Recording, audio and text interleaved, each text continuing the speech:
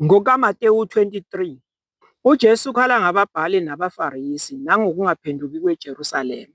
Khona uJesu wakhuluma ezixukwini nakubafundi bakhe, wathi, "Ababhali nabaFarisi bahlezi esihlalweni sikaMose. Ngakho-ke abanitshela khona kwenzeni nikugcine, kodwa ningenzi njengemisebenzi yabo ngokuba bayakhuluma bangenzi. Babopha imithwalo enzima, bayibeke emahlombe abantu, kepha bona abavumi ukuyifukula ngomunwe wabo. Kepha imisebenzi yonke yabo bayenza ukuba babonwe ngabantu. Amaflateriyu abo bawenza abe banzi, bawenza abe makhulu amachobo. Bathanda izindawo ezingenhle ekudleni, nezihlalo eziphambili emasinagogweni, nokubingelelwa ezigcawini, nokubizwa ngabantu ukuthi Rabi. Kepha nina ningabizwa ukuthi Rabi, ngokuba munye umfundisi wenu. Nina nonke ningabazalwane.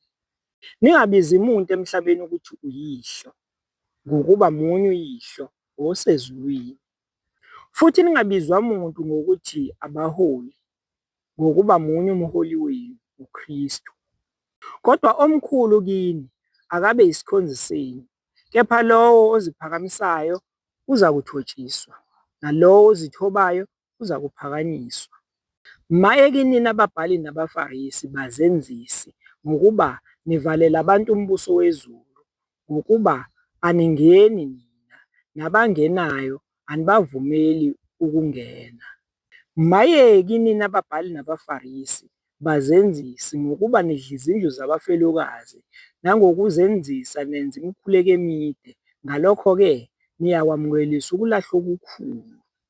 Maye kinina ababhali nabaFarisi bazenzisi, ngokuba nihamba ulwandle nomhlaba ukuba nithole nakuba iproselite lilinye, lithi selaba njalo nilenze indodana yesihogo ngokuphindiwe kunani. Maye kinina abaholi abayizimpumputhe enithi, ofunga ithempeli akulutho, kodwa ofunga igolide lethempeli uzibophile. Ziwula, zimpumputhe, ngokuba yikuphi okukhulu igolide nethempeli elingcwelisa igolide na? Futhi yilowo ofunga i-alithari akulutho, kodwa ofunga umnikelo ophezu kwalo uzibophile. Zimpumputhe, yikuphi okukhulu umnikelo ne-alithari elingcwalisa umnikelo na? Ngakho-ke ofunga i-alithari ufunga lona nakho konke okuphezu kwalo, nofunga ithempeli ufunga lona nohlezi kulo, nofunga izulu ufunga isihlalo sobukhosi sikaNkulunkulu nohlezi phezu kwaso. Maye kunina ababhali nabaFarisi, ngokuba nithela okweshumi utshane, nokwensungu,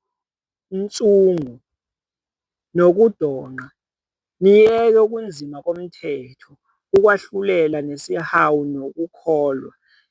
Benimelwe ukwenza lokho, ningakuyeki nakho.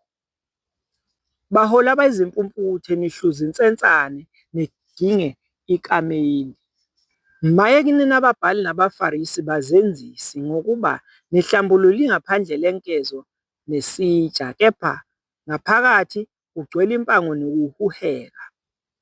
Mfarisi oyimpumputhe, hlanza kuqala ingaphakathi lenkezo, ukuze kuhlanzeke nengaphandle layo. Maye kunina ababhali nabaFarisi bazenzisi, ngokuba nifana namaliba acakiweyo, abonakale mahle ngaphandle, kanti ngaphakathi agcwele amathambo abafileyo nokungcola konke. Kanjalo nani, ngaphandle nibonakala kubantu nilungile, kanti ngaphakathi kugcwele ukuzenzisa nobubi. Maye kinina ababhali nabaFarisi bazenzisi, ngokuba nakho amaliba abaprofethi nihlobisa amathuna abalungileyo. Nithi, uma sasikhona ehleni nawobaba, sasingayi kuhlanganyela nabo egazini labaprofethi. Kanjalo nani niyazifakazela nithi ningamadodana ababulala abaprofethi. Nani gcwalisani isilinganiso sawoyihlo. Zinyoka, nzalo yamabululu, niyakukubalekela kanjani ukulahlwa esihogweni na? Ngakho-ke bhekani, mina ngithuma kini abaprofethi nabahlakaniphileyo nababhali, abanye kubo niyakubabulala nibabethele, abanye niyakubashaya emasinagogeni enu, nibaxoshe emizini ngemizi. Ukuba kufike phezu kwenu igazi lonke elilungileyo elachithwa emhlabeni, kusukela egazini lika-Abele olungileyo kuze kube segazini likaZakhariya indodana kaBharakiya enambulala phakathi kwethempeli ne-alithari. Ngiqinisile ngithi kini, konke lokhu kuyakufika phezu kwalesi sizukulwane. Jerusalema, Jerusalema, wena obulala abaprofethi nokhanda ngamatshe abathunyelwe kuwe! Kukangaki ngithanda ukubuthela ndawonye abantwana bakho njengesikhukhukazi sibuthela amazinyane aso phansi kwamaphiko aso, kepha anivumanga. Bhekani, indlu yenu isisala nani. Ngokuba ngithi kini, anisayi kungibona nize nithi, ubusisiwe ozayo egameni leNkosi.